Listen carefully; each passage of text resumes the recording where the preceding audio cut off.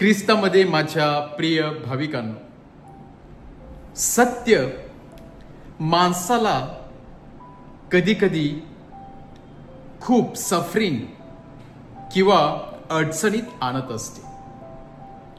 सत्य माणसाला कधी कधी मित्रांपासून आणि लोकांपासून दूर देखील घेऊन जात असते. परंतु सत्य शेवटी विजयाच्या शिखरावरती पोहोचत असते. सत्यच माणसाला आंतरिक आनंद देत असते.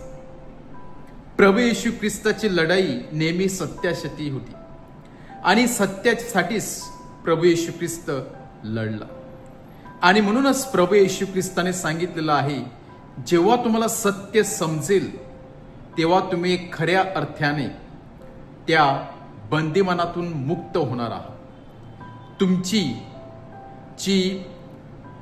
तुम्ही जे स्वतःला त्या गुलामगिरीमध्ये डांबून ठेवलेले आहेत, त्या गुलामगिरीतून तुम्ही पूर्णपणे स्वतंत्र होणार आहात. आणि म्हणूनच परत एकदा आज प्रभू येशू ख्रिस्त सत्याची कास धरत असताना शास्त्री, परुषी व इतर लोकांना सांगत आहे, जर तुम्ही माझ्या वचनावरती विश्वास ठेवलात तर तुमच्या समोर नवजीवन ठेवलेलं आहे, तुम्हाला नवजीवन मिळणार आहे.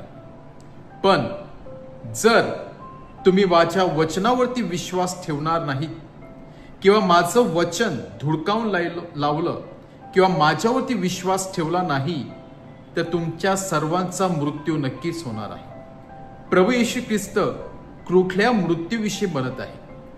प्रभू येशू ख्रिस्त हा आध्यात्मिक मृत्यू आपल्याला विचारत आहे.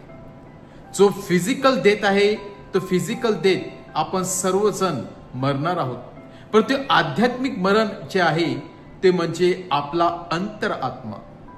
आणि म्हणून प्रभू येशू ख्रिस्त सांगत आहे, केवळ आणि केवळ परमेश्वराचं वचन त्या आत्म्याला नवजीवन देऊ शकते.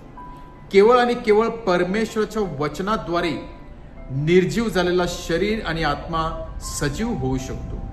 परंतु शास्त्री आणि परुषी या लोकांनी प्रभूच्या शब्दावरती विश्वास ठेवला नाही. ते फक्त मोशे आणि अब्राहम याच्यावरती विश्वास ठेवणारे होते. परंतु प्रभू येशू ख्रिस्त सत्य सांगत असताना त्यांना सांगत आहे की अब्राहमा अगोदर मी आहे. परंतु ही गोष्ट त्यांच्या बुद्धी पलीकडे होती की हा व्यक्ती ज्याने आपले वयाचे 50 वर्ष देखील पूर्ण केलेले नाहीत, तो प्रभू येशू ख्रिस्त आपल्याला सांगत आहे की मी जुन्या करारा अगोदर आहे, मी अब्राहम आणि मोशे अगोदर पासून आहे. कारण सत्य काय होतं? सत्य हे होतं की परमेश्वर आदी आणि अंत आहे. सत्य हे होतं की प्रभू येशू ख्रिस्त परमेश्वराचं प्रतिबिंब आहे. सत्य हे होतं की प्रभू येशू ख्रिस्त हा निर्माणकर्ता परमेश्वर आहे, जो मोशे आणि अब्राहमाच्या अगोदर पासून आहे. परंतु हे सत्य शास्त्री आणि परुषी लोकांना पचण्यासारखं नव्हतं. ते त्याच्या बुद्धी पलीकडे होतं. आणि म्हणून आज ते त्याला मारण्यासाठी हातामध्ये धोंडा उचलित आहे.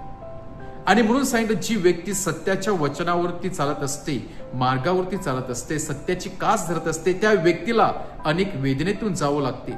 त्या व्यक्तीला अनेक गोष्टींचा सामना करावा लागत असतो.